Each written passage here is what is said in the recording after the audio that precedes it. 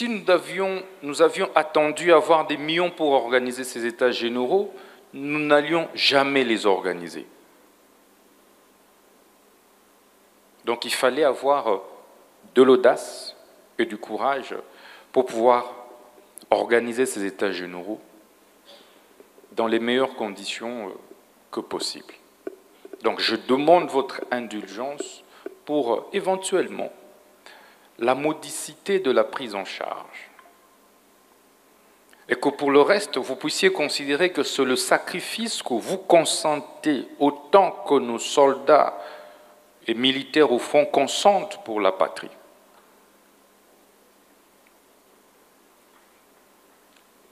Donc sacrifions-nous pour la République.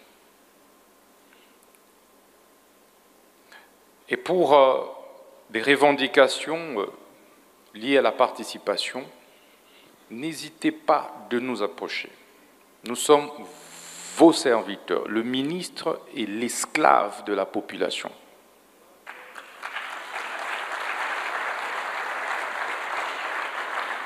Le ministre est l'esclave des magistrats, l'esclave des avocats, des huissiers, etc. Je suis là pour vous. C'est pourquoi parfois vous vous levez, vous partez, mais je suis là du matin au soir. C'est cela le travail d'un esclave, d'une sentinelle. N'hésitez pas de nous approcher. Nous ne sommes pas venus pour nous affronter. Le temps des affrontements inutiles est révolu. Mettons-nous ensemble pour développer notre nation, pour redresser notre justice.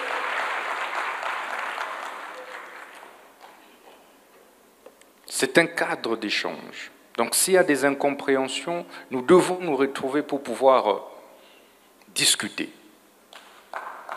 et trouver des solutions à ces incompréhensions. Et ceci va nous permettre de sortir d'ici avec une nouvelle image de notre justice. Mais je peux vous rassurer, la détermination et l'engagement du chef de l'État et magistrat suprême pour redresser la justice dans tous les sens. Comme il a dit, de gré ou de force, cette justice sera guérie. Et il ne faudrait pas que vous vous sentiez concerné, touché. J'ai aimé, il y a plusieurs fois, vous avez indexé les politiques que je suis dans toutes vos interventions. Plusieurs fois, les participants ont indexé le ministre de la Justice aussi. On a indexé le gouvernement auquel j'appartiens. Mais si je dois considérer cela comme des attaques personnelles, alors ce sera difficile de donner le meilleur de moi pour trouver des solutions aux problèmes qui se posent en réalité. Donc nous devons dépassionner le débat, dépersonnaliser le débat pour parvenir à la vraie thérapie qu'il faudra administrer pour notre bonne justice. Il ne faudrait donc pas ici, même en travaux au niveau des ateliers, nous jeter des responsabilités. Nous n'en sommes plus là. Donc au niveau des ateliers, je vous prie de pouvoir aller sur des propositions de manière froide, de manière sereine, sans état d'âme. Comment est gérée la carrière des magistrats et juges, les promotions? Comment est la prise en charge des juges et des magistrats? Comment faire pour pouvoir améliorer leurs conditions?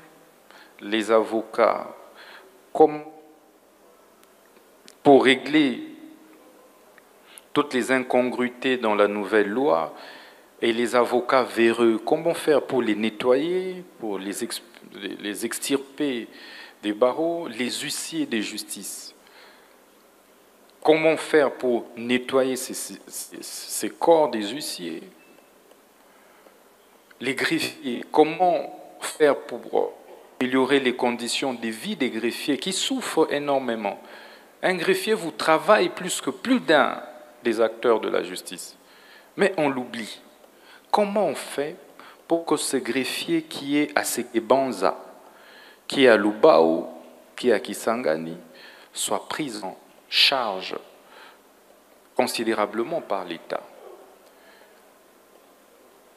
Donc, allons vers des solutions. Allons vers des propositions concrètes. Ceci va nous permettre de sortir d'ici avec des résolutions qui seront mises en application. Je peux vous rassurer aussi que nous ne sommes pas venus ici pour parler changement, constitution, révision, constitution. Non, pas du tout. Donc, des manières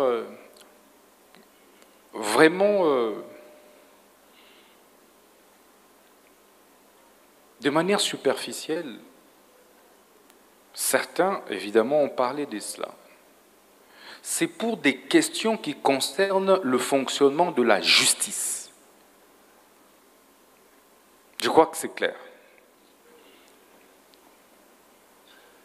Qu'on disait, si réforme il y a, et chaque acteur l'a dit, ça peut toucher aux lois, ça peut toucher aux décrets, aux arrêtés, ça peut toucher aussi à la Constitution.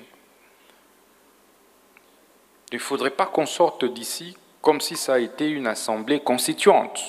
Ça n'est pas une assemblée constituante.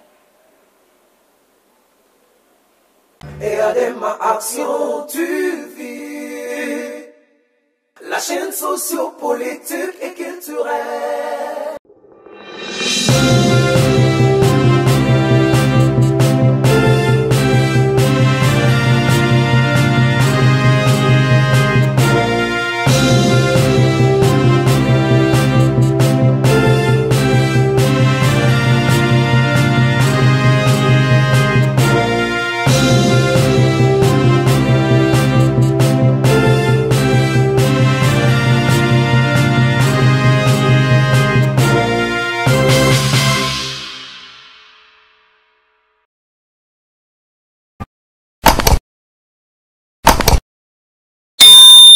Comme vous le savez, la justice est un transversale. Et nous avons voulu faire participer tout le monde. Contrairement aux États généraux de 2015, où des élites s'étaient rassemblées, réunies à Zongo pour réfléchir à la place du peuple. Nous avons voulu associer en amont, tout comme en aval, le peuple congolais dans toute sa diversité. Tous les acteurs et intervenants du secteur de la justice, étudiants, huissiers, maraîchers, avocats, magistrats, juges, professeurs, médecins, que sais-je encore, afin de pouvoir faire ce véritable diagnostic, nous regarder en face sans hypocrisie, avec sincérité, et ressortir les véritables mots qui dérangent. Parce que nous n'avons que ce pays, et nous n'avons pas d'autre choix que de le changer et de le développer.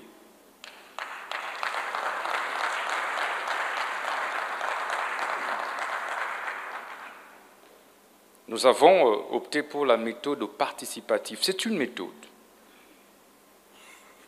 comme tant d'autres. Et c'est ce qui a donné de la vitalité au débat. Et c'est cela la démocratie.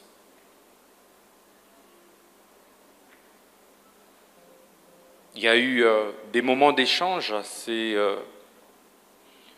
osés, assez poussés. Et c'est ça la beauté des États généraux, où nous ne pouvons pas tous penser de la même façon, tous regarder dans la même direction. Mais pour que des chocs des idées jaillissent la lumière, des solutions concrètes pour les problèmes qui dérangent notre justice.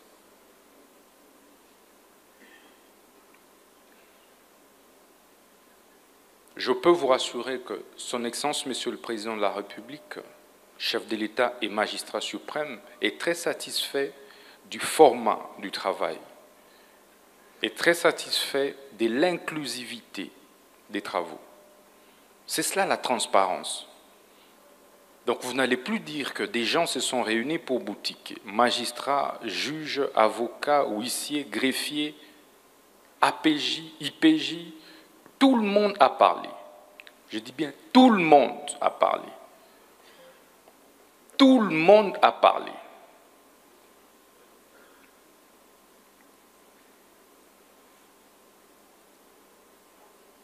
Mais après cette étape, il est essentiel maintenant d'entrer dans les travaux en atelier pour poursuivre les réflexions de fond.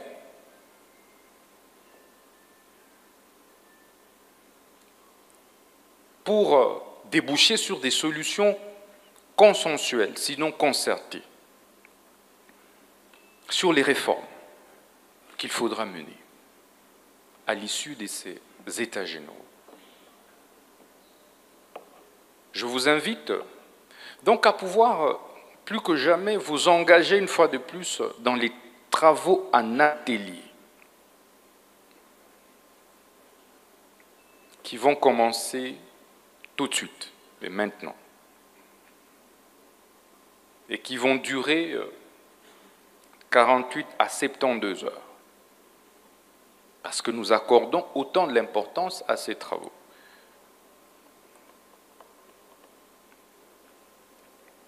Vous allez vous identifier dans des commissions et nous allons amorcer ce travail ici et au fleuve Congo Hôtel. Et enfin, nous clôturerons nos États généraux au Palais du Peuple.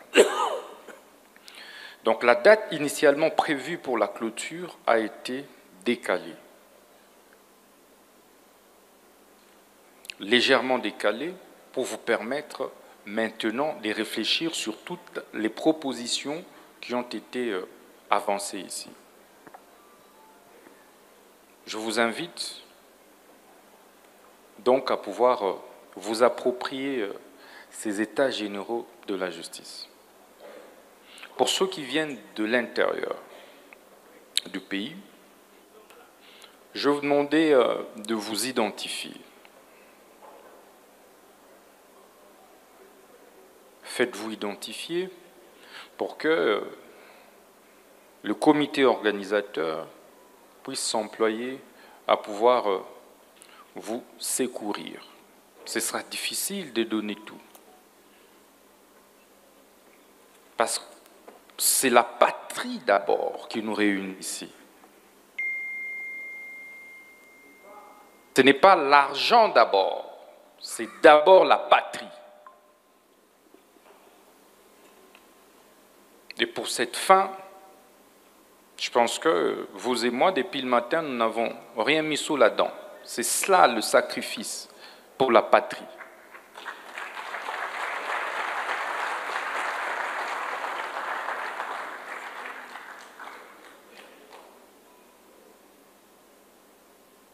Si nous avions attendu avoir des millions pour organiser ces États généraux, nous n'allions jamais les organiser.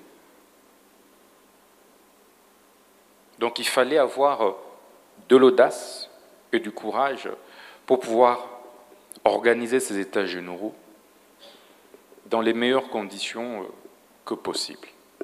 Donc je demande votre indulgence pour éventuellement la modicité de la prise en charge.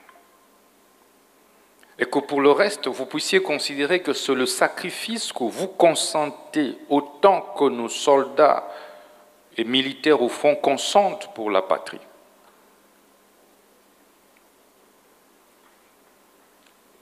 Donc sacrifions-nous pour la République. Et pour des revendications liées à la participation, n'hésitez pas de nous approcher. Nous sommes vos serviteurs. Le ministre est l'esclave de la population.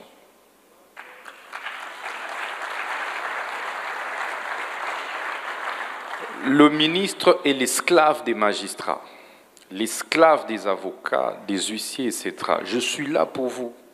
C'est pourquoi parfois vous vous levez, vous partez, mais je suis là du matin au soir. C'est cela le travail d'un esclave, d'une sentinelle. N'hésitez pas de nous approcher. Nous ne sommes pas venus pour nous affronter. Le temps des affrontements inutiles est révolu. Mettons-nous ensemble pour développer notre nation, pour redresser notre justice.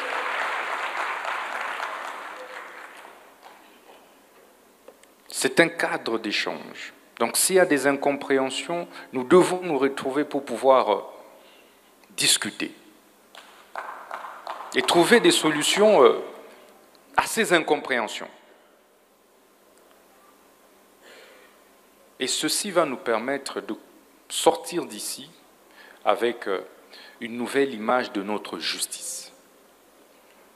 Mais je peux vous rassurer, la détermination et l'engagement du chef de l'État et magistrat suprême pour redresser la justice dans tous les sens. Comme il a dit, de gré ou de force, cette justice sera guérie. Et il ne faudrait pas que vous vous sentiez concerné, touché. J'ai aimé, il y a plusieurs fois, vous avez indexé les politiques que je suis dans toutes vos interventions. Plusieurs fois, les participants ont indexé le ministre et la justice aussi. On a indexé le gouvernement auquel j'appartiens. Mais si je dois considérer cela comme des attaques personnelles, alors ce sera difficile de donner le meilleur de moi pour trouver des solutions aux problèmes qui se posent en réalité. Donc nous devons dépassionner le débat, dépersonnaliser le débat pour parvenir à la vraie thérapie qu'il faudra administrer pour notre bonne justice. Il ne faudrait donc pas ici, même en travaux au niveau des ateliers, nous jeter des responsabilités. Nous n'en sommes plus là. Donc au niveau des ateliers, je vous prie de pouvoir aller sur des propositions, de manière froide, de manière sereine, sans état d'âme. Comment est gérée la carrière des magistrats et juges, les promotions? Comment est la prise en charge des juges et des magistrats? Comment faire pour pouvoir améliorer leurs conditions? Les avocats, comment pour régler toutes les incongruités dans la nouvelle loi et les avocats véreux, comment faire pour les nettoyer, pour les extirper des barreaux, les huissiers des justices? Comment faire pour nettoyer ces corps des huissiers? Les greffiers, comment faire pour améliorer les conditions de vie des greffiers qui souffrent énormément? Un greffier vous travaille plus que plus d'un des acteurs de la justice. Mais on l'oublie. Comment on fait pour que ce greffier qui est à Sekebanza, qui est à Lubao, qui est à Kisangani, soit pris en charge considérablement par l'État? Donc, allons vers des solutions. Allons vers des propositions concrètes. Ceci va nous permettre de sortir d'ici avec des résolutions qui seront mises en application. Je peux vous rassurer aussi que nous ne sommes pas venus ici pour parler changement, constitution, révision, constitution. Non, pas du tout. Donc, des manières vraiment De manière superficielle, certains, évidemment, ont parlé de cela. C'est pour des questions qui concernent le fonctionnement de la justice. Je crois que c'est clair. Qu'on disait, si réforme il y a, et chaque acteur l'a dit, ça peut toucher aux lois, ça peut toucher aux décrets, aux arrêtés, ça peut toucher aussi à la Constitution. Il ne faudrait pas qu'on sorte d'ici comme si ça a été une assemblée constituante. Ça n'est pas une assemblée constituante.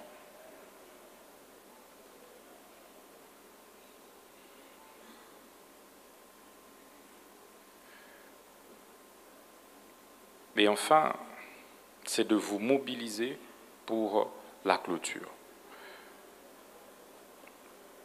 qui pourra intervenir à la date qui vous sera confirmée, mais en tout cas d'ici la fin de la semaine. Je voudrais que nous puissions clôturer ces états généraux dans une ambiance bon enfant. C'est une première que des états généraux mobilisent autant. Et je remercie tous ceux qui ont participé.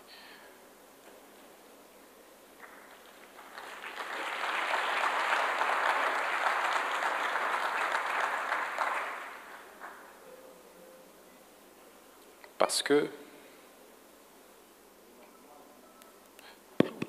normalement, vous avez dû abandonner vos multiples charges pour venir réfléchir, participer à la refondation de notre justice. Nous sommes entre vous et nous de refonder notre justice. C'est cela la vérité.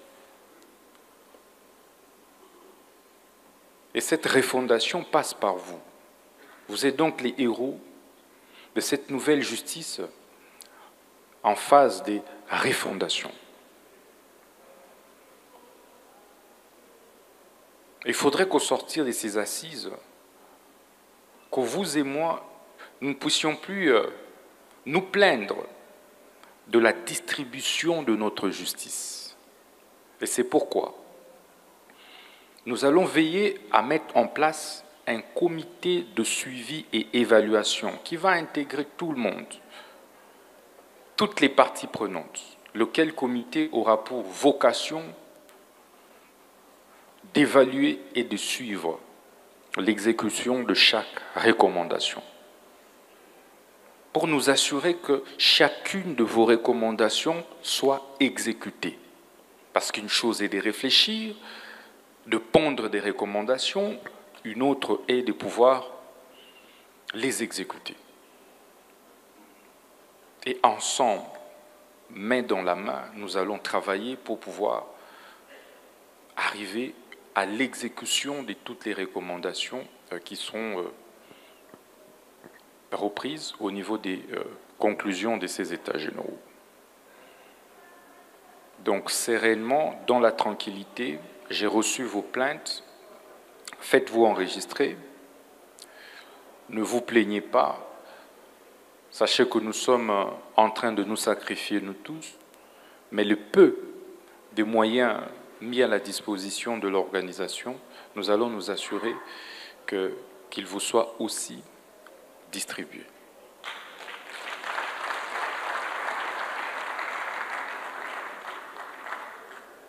Encore une fois, merci. Je nous invite à aller maintenant commencer les travaux en atelier. Nous les poursuivons demain et après-demain. Et ensuite, nous allons devoir clôturer nos assises. Allons travailler dans un esprit vraiment de convivialité, de fraternité,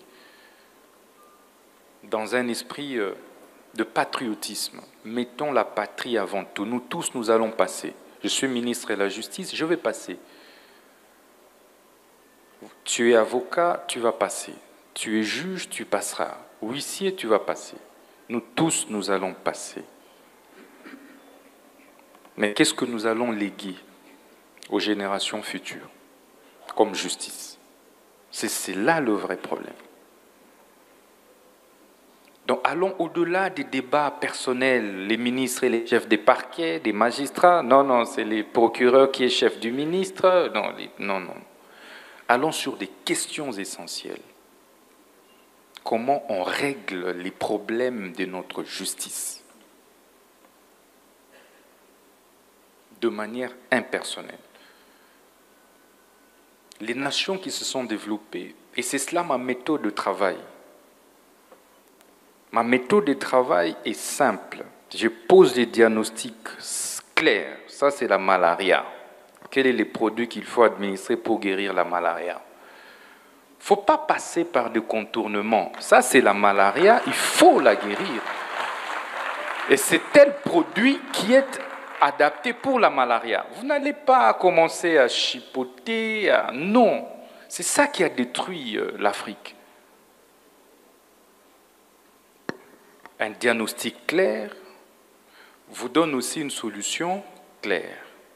Et vous avez la guérison. C'est ça les résultats. Mais lorsque vous faites mal votre diagnostic, ou qu'alors vous faites bien les diagnostics, mais vous biaisez les solutions, vous refusez de citer le problème, vous refusez de citer la vraie solution pour des raisons et des intérêts mesquins et personnels, alors vous avez tapé à côté du tout. Et nous allons continuer à tourner en rond, des états généraux en états généraux. Donc, ayons le courage, plus que jamais, de pouvoir nous lever. Réveillons-nous. Je disais, en Afrique de l'Ouest, vous avez des jeunes comme nous. Mais nous tous ici, nous applaudissons. Nous avons Ousmane Sonko sur nos téléphones. Nous avons Ibrahim Traoré de Burkina Faso sur nos téléphones. Mais Traoré à mon âge. Mais nous avons le même âge.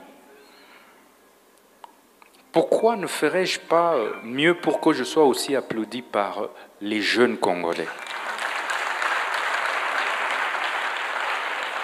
par les magistrats congolais, par les avocats congolais? Il faut avoir de l'ambition. C'est quand on a l'ambition qu'on fait mieux. Quand on n'a pas d'ambition, on ne peut pas gouverner.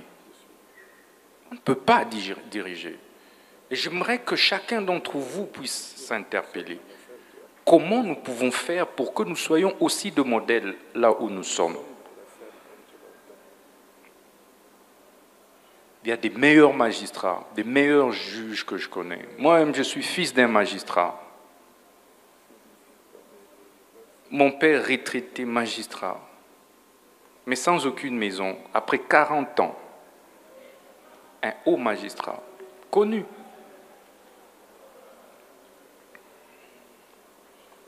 Parce qu'il était intègre.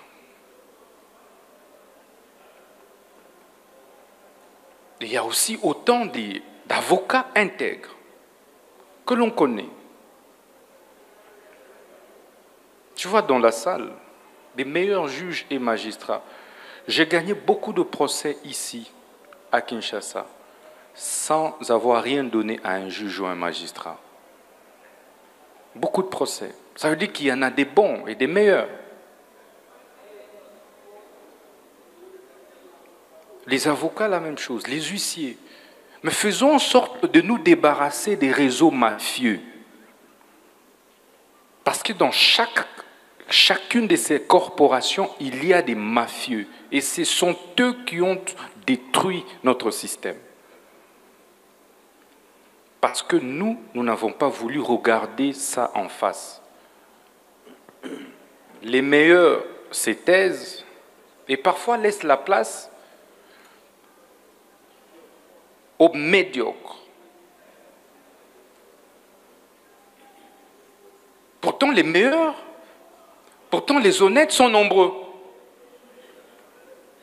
Et l'objectif ici, c'est que les meilleurs, les honnêtes, greffiers, APJ, magistrats, pasteurs, juges, politiciens, que ces honnêtes passent devant. Et c'est de cette façon que nous allons guérir notre justice de sa maladie. Donc ayons le courage, sans état d'âme, Mais je peux vous rassurer qu'ensemble, nous allons demeurer imperturbables pour pouvoir amener jusqu'au bout ce vent du changement. Et sachez que tout changement rencontre des résistances. Un changement qui ne rencontre pas des résistances n'en est pas un.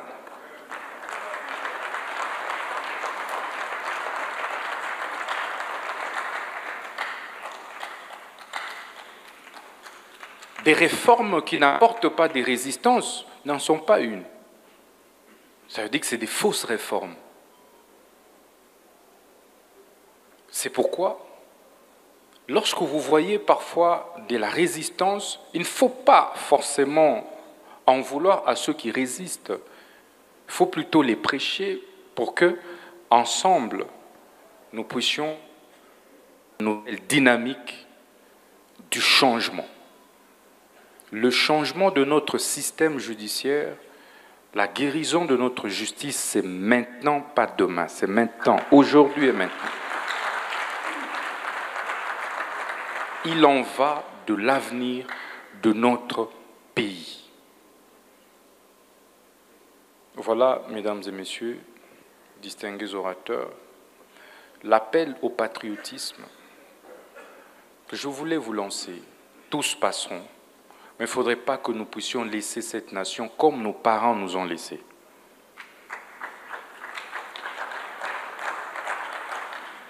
Il ne faudrait pas que nous puissions laisser notre justice comme nos parents nous ont laissés. Parce que vous et moi, de cette génération, nous sommes victimes. Nous sommes victimes de quelque chose que nous n'avons jamais choisi.